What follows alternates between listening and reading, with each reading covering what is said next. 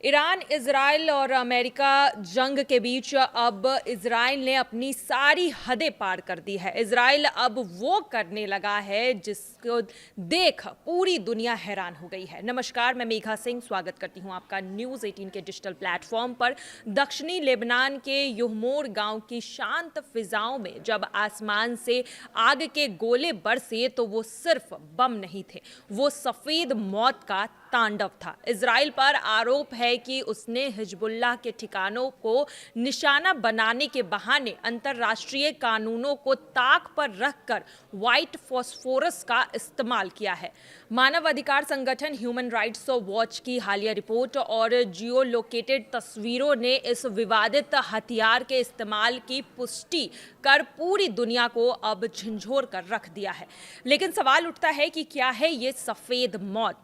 दरअसल सफेद फॉस्फोरस कोई साधारण विस्फोटक नहीं बल्कि एक बेहद घातक रासायनिक पदार्थ है। मोम जैसी दिखने वाला यह रसायन जैसे ही हवा के संपर्क में आता है, ऑक्सीजन के साथ खुद ब खुद जलने लगता है। इसकी भयावहता का अंदाजा आप इस बात से लगा सकते हैं कि यह 815 डिग्री सेल्सियस तक का तापमान पैदा करता है। इंसानी शरीर 50 से 60 डिग्री की गर्मी में झुलसने लगता है। उसके लिए 815 डिग्री का तापमान साक्षात यमराज का सामना है। जब यह रसायन त्वचा पर गिरता है तो यह मांस को गलाते हुए सीधे हड्डियों तक पहुंच जाता है। इसके घाव कभी भी ठीक नहीं होते हैं और इससे निकलने वाला धुआं फेफड़ों को इस कदर छल्ली कर देता है कि इंसान तिल तिल कर दम तोड़ देता है।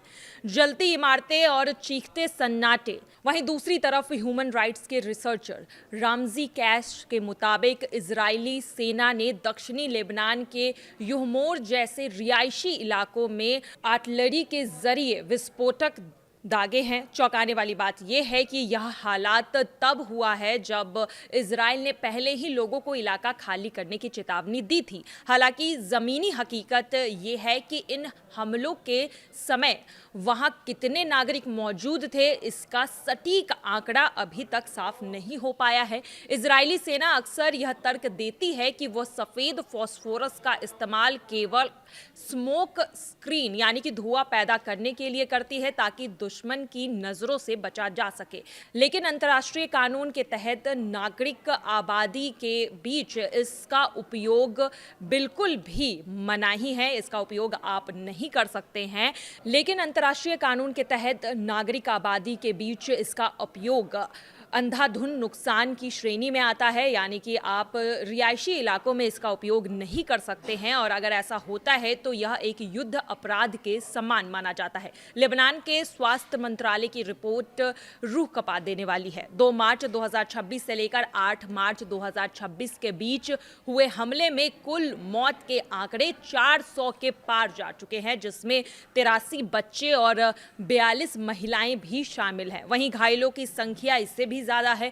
घायल की संख्या यहां पर 1130 से भी अधिक बताई जा रही है। निशाना यहां पर दक्षिणी लेबनान, बेंका घाटी और बेरूत के रिहायशी इलाकों पर किया गया है। स्वास्थ्य मंत्री रकान नासरुद्दीन ने इसे एक गहरा मानवीय संकट करार दिया है। रिहायशी इलाकों में इस केमिकल को गिराना न केवल तत्काल मौत का कारण बन सकता है बल्कि जीवित बचे लोगों के लिए भी ऑर्गन फेल्योर और गहरे इन्फेक्शन जैसी लाइलाज बीमारियां भी छोड़ जा सकता है। और जिस तरह से इजराइल धड़ल्ले से इस व्हाइट फॉस्फोरस का इस्तेमाल कर रहा है, ये मानव अधिकार का उल्लंघन है। लेकिन अब देखना ये होगा कि इसके इस्तेमाल को लेकर क्या इजराइल के खिलाफ कोई कार्रवाई की जाती है या नहीं। फिलहाल की खबरों में आज के लिए बस इतना ही। बाकी की तमाम खबरों के लिए देखते रहिए न्यूज़ 18 का डिजिटल प्लेटफॉर्म। धन्यवाद।